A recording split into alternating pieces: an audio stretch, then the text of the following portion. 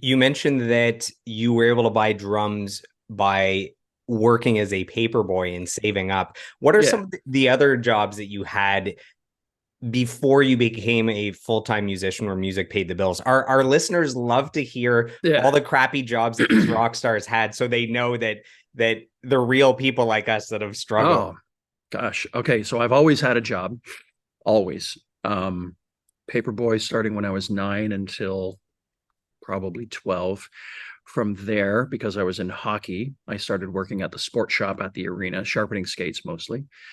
From there, I was pruning apple trees for a summer. From there, I got a job for probably 3 years while I was in high school, pumping gas and then learning to change oil and, power steering fluid and all of that sort of stuff. And that was great because that was about the time I was 15. And Jeff Martin and I used to have these Canadian Tire mopeds that were gas fueled and would go 35K. There's a photo of this somewhere. I think his cousin has it. It's hilarious. But there we are, two cool dudes, 15 So years so old badass. on these yellow Canadian Tire mopeds. And so that helped. And of course, at that point, girlfriends are starting to come around. And so you needed money. So that was the gas station.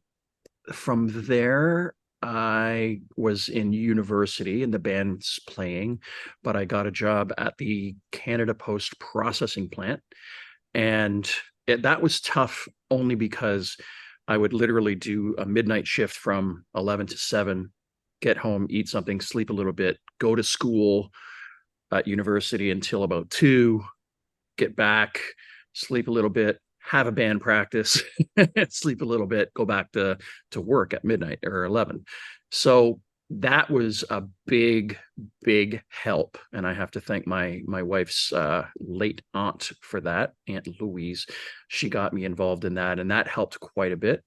And then I stayed in school as long as I could because I didn't know whether the band was going to happen. It's a tough road, right? Like, and I get it, and I get why people have backup, and that was my backup. I still had school, and I was going to finish up and possibly become a teacher. So that's where that ended, and then all of a sudden, the band was signed, and we were playing. I mean, every weekend from Friday in Windsor, Thursday in Windsor, Friday in London, Saturday in Toronto, and then back for a Sunday matinee in Windsor. And that was our life for about a year and a half, a year maybe. Yeah.